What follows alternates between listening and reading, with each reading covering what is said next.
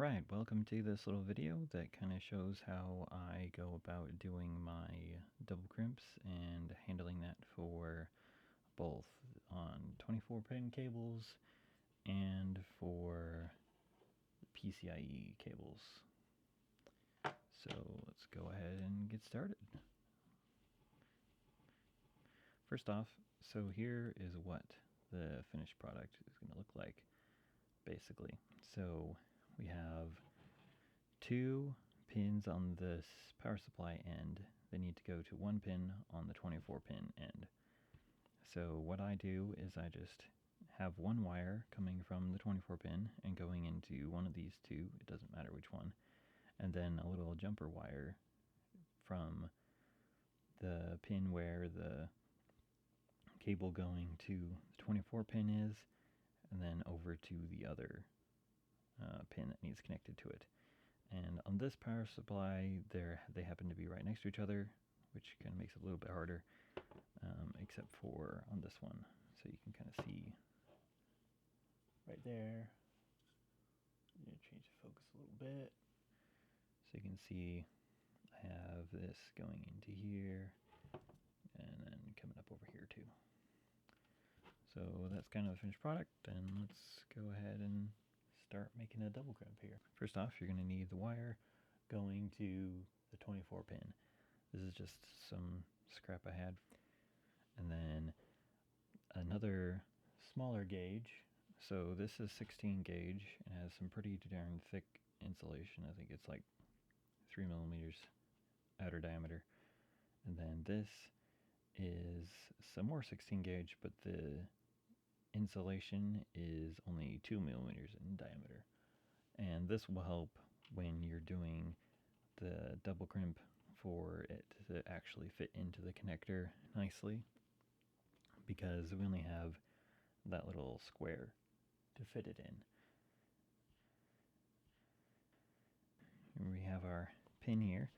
So first thing I like to do is cut off a little bit of the insulation, just where it's going to be connecting with the other wire, so sitting next to it. That way it doesn't like form too much of a Y. We want it to be more like in line with each other. So cut both of those. On this one, since the insulation is thinner, it doesn't really matter as much, but definitely makes a difference for these. What I usually do with the smaller wire is I put that one on the bottom and the thicker wire on the top. And let's see if I can get a little close-up of this. Closer up anyway. So here we have our 2 wires kind of stacked on top of each other with that little removed bit of insulation facing each other. So kind of have that together, and then kind of put the pin on like so, as usual, basically. Then we go ahead and put that in our crimper here, lining up that second inside crimp with that outside of the jaw here. And I don't know if you can see that or not, but I have both of the wires lined up with the outside of that inside crimp, if that makes sense. And then basically crimp as usual. I don't like super crank it down all the way as far as I could go, because at least with the crimper I have, these back wings here, these back wings tend to get folded in and basically cut off. But here's what our crimp looks like.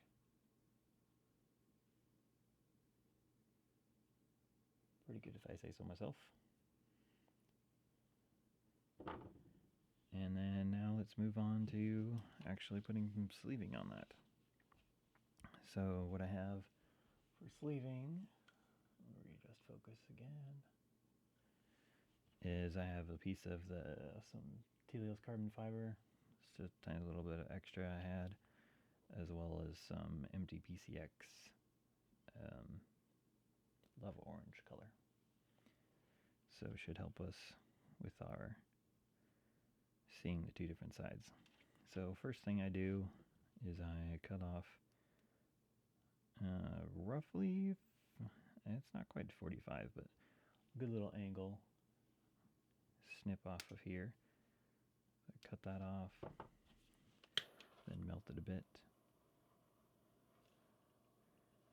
I like using these 503 torches better than those other like flameless burners, because I feel like it just gets the job done better. Plus, they're cheaper, and it's what I started off with, so I'm used to it.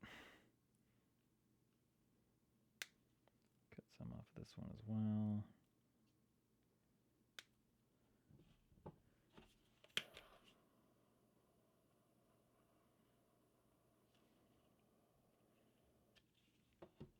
Okie dokie.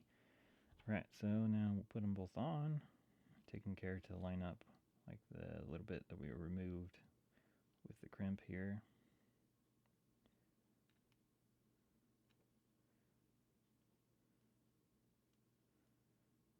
Doesn't really matter which one you put on first.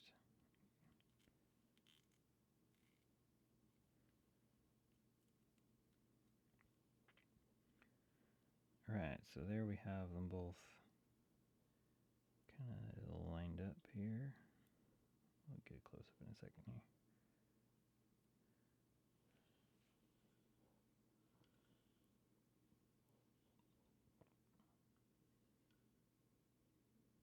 Alright, there we go. So that's kind of close up of what I've got. I do have too much on this side, so kind of at this angle there's too much of this sleeving, so I'm going to snip that off and then we'll get on to melting it.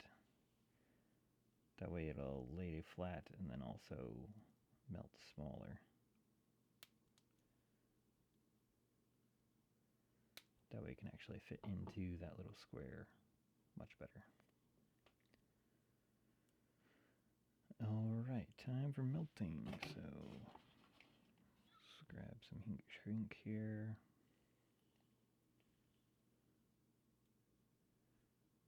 Kind of push it on, take care to make sure there's no like extra strands that get stuck on the outside.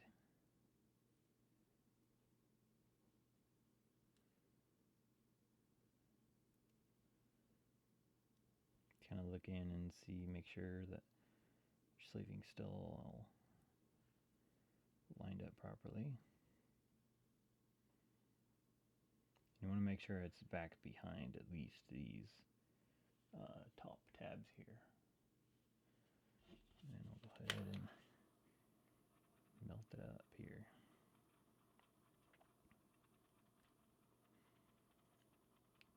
I don't really have a specific method for like melting this. I just kind of go until like basically I think it's done.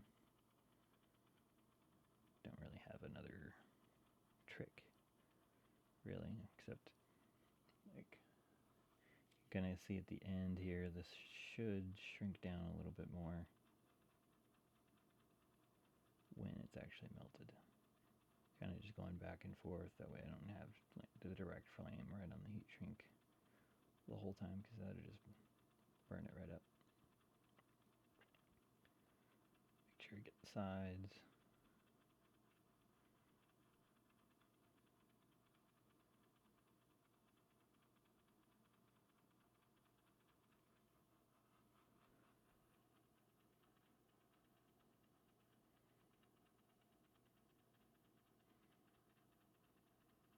Oh, dang it.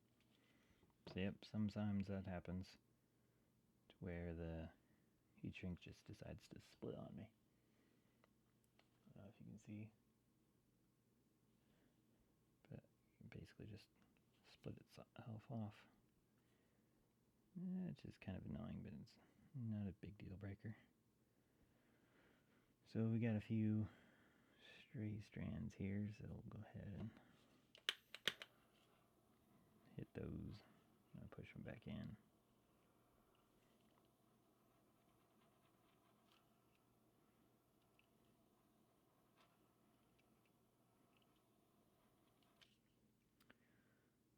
Alright, so now time for the test to see if this will actually fit inside the connector. We probably will have to melt a little bit more off the top here because it has to go into the connector quite a ways.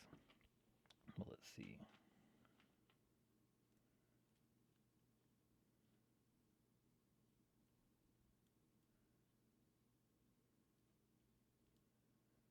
And it helps to do this when you don't have any other ones going in, because I don't know if you can see that at all, but it kind of bends these little walls in between the connectors here.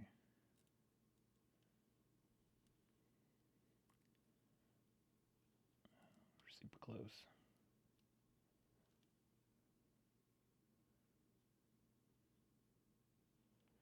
And it doesn't quite fit, so we're going to have to melt it again. It's alright. We have more heat shrink. Gonna move the heat shrink further back this time, because I gotta get back here melted more.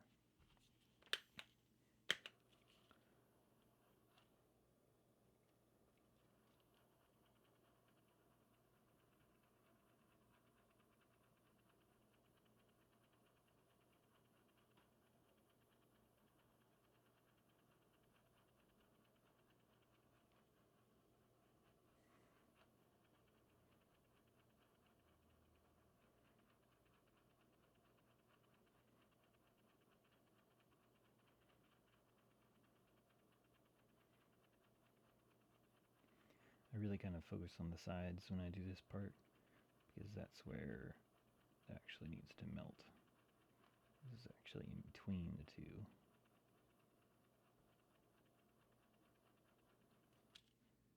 A little squeeze. Ooh, that's very hot. Yep, not recommended.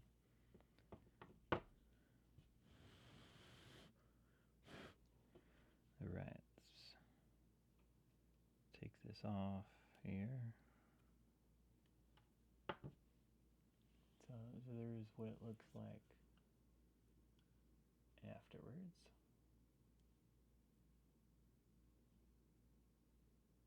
I think that'll fit in. So let's give it a shot.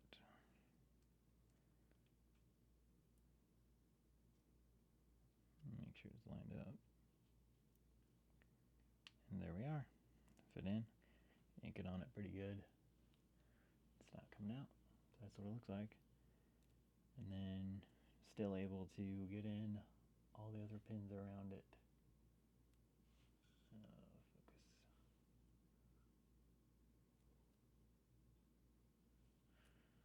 There we are. So that is that. The crimping for the PCIe is essentially exactly the same process, only because this wire for the PCIe you need on this power supply has the same issue, but these two on this side of the connector need to be ground, but at the power supply end it has 4 12 volts across the bottom and 4 grounds across the top. So we need a double crimp in order to get that extra ground wire. So we'll take 2 of these full length wires and melt them together. I have an example here off to the side on another cable I've done. So this is a short 10-inch PCIe cable, but see they're both full length here.